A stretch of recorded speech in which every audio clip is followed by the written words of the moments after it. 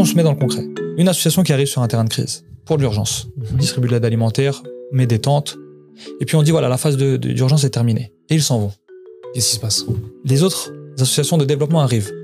Il y a tout un temps de réappropriation du terrain, de sonder les besoins, où est-ce qu'ils en sont. Donc c'est pour ça que l'imbrication entre les deux, elle est capitale. Parce que ça fera gagner du temps, et dans des situations militaires, le temps, c'est des vies sauvées. Donc voilà, ça nous montre un peu voilà, tout l'univers de l'humanitaire.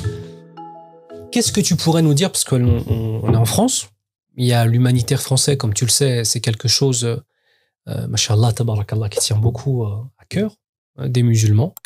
On a, alhamdoulilah, la communauté maghrébine notamment, qui est très présente en France. La communauté subsaharienne aussi est très généreuse.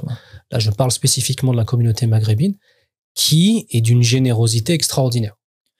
Mashallah, tabarakallah. Sans aucun doute. J'ai une petite anecdote par rapport à ça, si je me permets.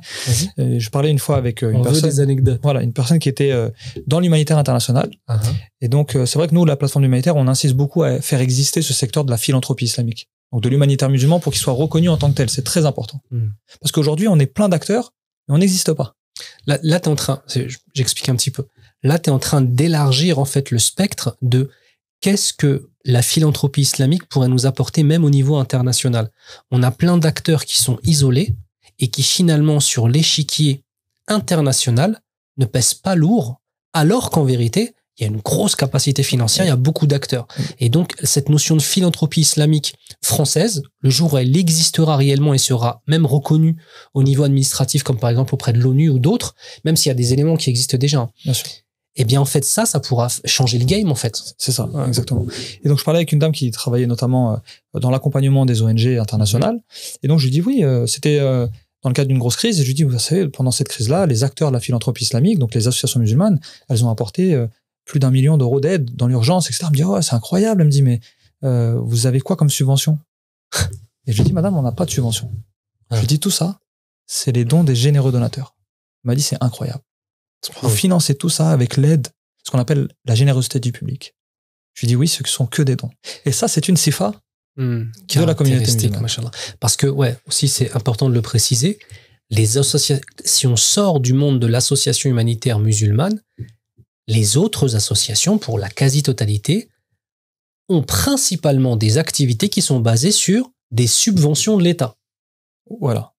Des institutions internationales, Voilà, et nous, on arrive, et ce qui représente chez eux un chiffre non négligeable, qui est le chiffre des dons, nous, c'est des dons de particuliers. Wazid ala dhalik, c'est même pas forcément des dons d'entreprise. Ah oui, parce qu'ils ont beaucoup de gros dons d'entreprise, puisque c'est enlever des impôts, etc.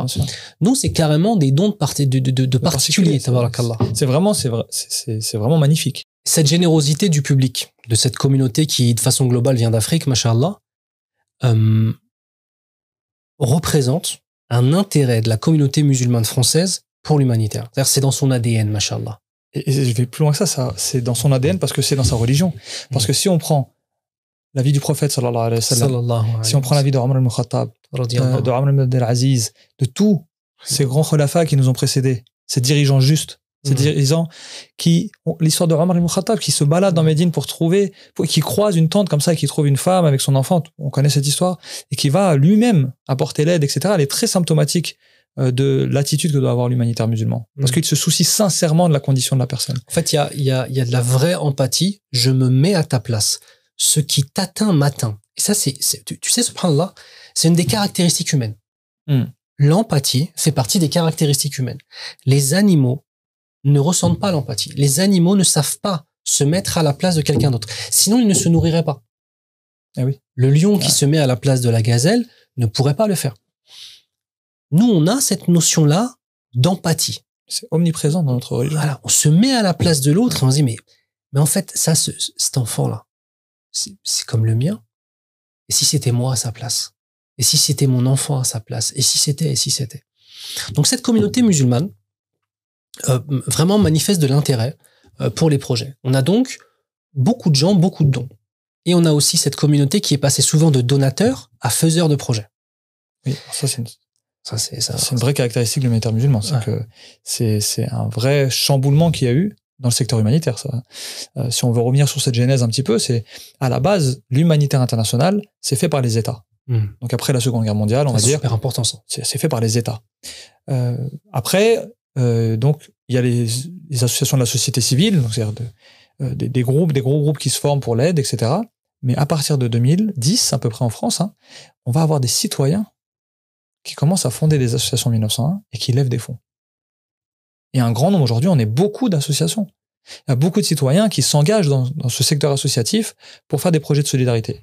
Et dans la communauté musulmane, on sait que c'est marqué à peu près vraiment depuis 2010. Donc c'est très récent. Machallah. Mais c'est très symptomatique de l'engagement du musulman. À l'instar de ce que nous enseigne le prophète sallallahu alayhi wa sallam dans le hadith, dans le hadith, aucun d'entre vous ne sera réellement croyant tant qu'il n'aimera pas pour son frère ce qu'il aime pour lui-même. Donc nous, on sait qu'on jouit de facilité, de richesse, de nourriture, qu'on est abreuvé, qu'on n'a pas de carence alimentaire, qu'on est à l'abri. Et quand on voit nos frères et sœurs qui souffrent de la pauvreté, qui souffrent de l'insécurité, eh bien, on en va appliquer ce hadith, à dire, je veux pour mon frère ce que je veux pour moi-même.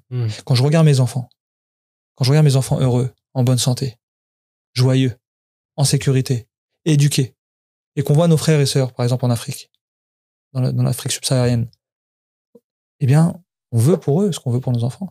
On veut que nos petits frères et sœurs de ces contrées-là, ils vivent heureux, en bonne santé, bien éduqués.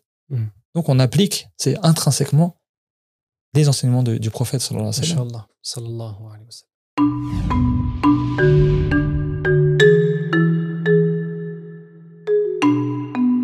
Si vous appréciez nos podcasts et vous appréciez le travail de la plateforme Les Musulmans, sachez que vous pouvez nous soutenir en adhérant à partir de 5 € par mois seulement. Une adhésion simple et rapide sur adhésion.lesmusulmans.fr.